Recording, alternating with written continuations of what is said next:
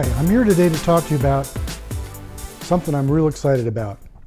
I was waiting for my new lens to come in, my Sony 70-200 f4, and I'm looking forward to that because it completes a zoom kit to the 24-70, and now I have the 70-200, so I cover the whole range, plus my 55. But if you heard my last video, you probably heard me complaining about the lack of lenses. So when I ordered the 70-200, I also ordered a Metabones converter. Now, I'm not particularly a fan of converters. I've never used them before, but I have all these Nikon legacy lenses.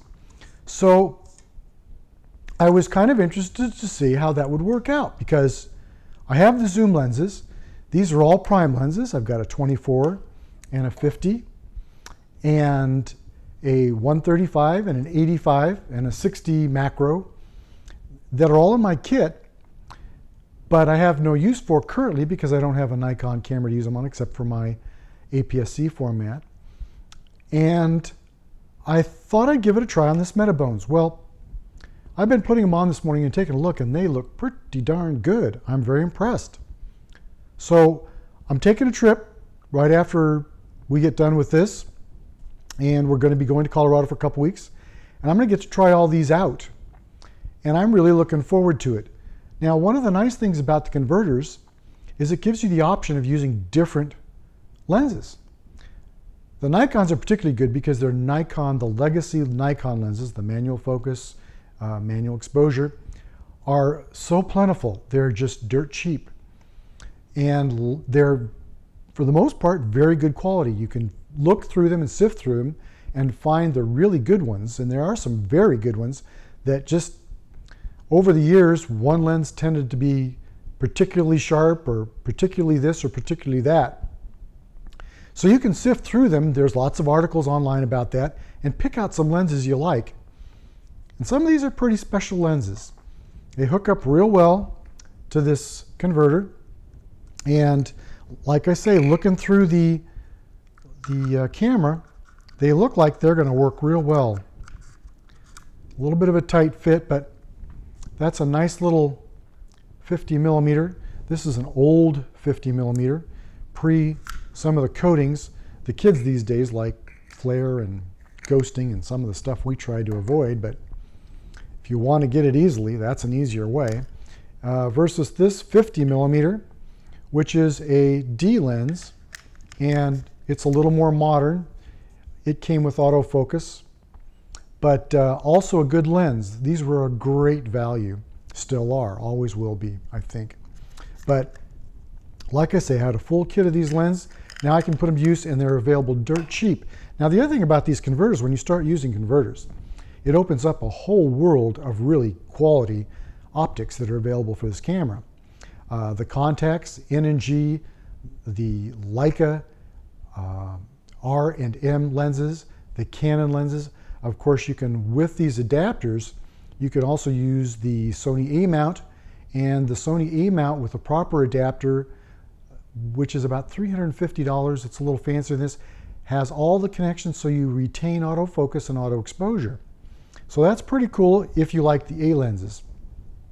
One concern I've heard from a lot of the folks I've talked to about the manual focus lenses and using a manual focus lens these days is their eyesight. They're afraid that they aren't going to be able to correctly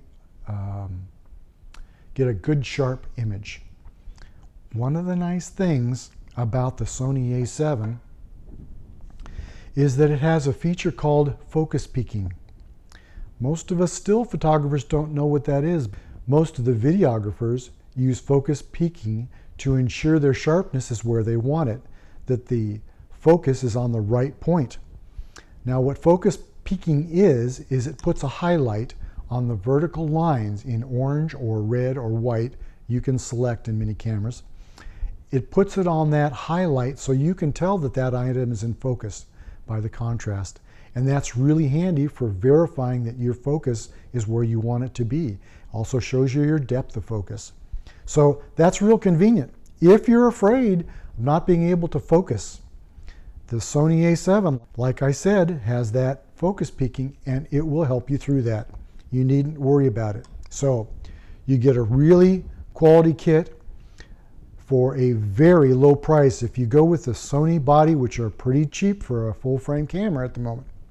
And you get the adapter and you go with some of these legacy lenses. Many of these lenses are available for $100 or even less than that, and very few of them are much more than that. Now when you get into the Zeiss lenses on the Contax N and G, or the Leica lenses on the R and M, or some of the other Leica, Zeiss, Schneider lenses, you're going to pay more, but your optical quality is going to be superb. So you can get a good value with these because it makes those lenses that would otherwise be useless of some value again. So if you're looking for a bargain basement full frame camera, this has become a killer kit. This has gotten me all the primes I want for a very, very low entry price. Now, I'm not going to say the same for the Zeiss and the Sony Zooms. They're pretty pricey. I'm going to see if their price is justified, but this is the bargain of the year for me.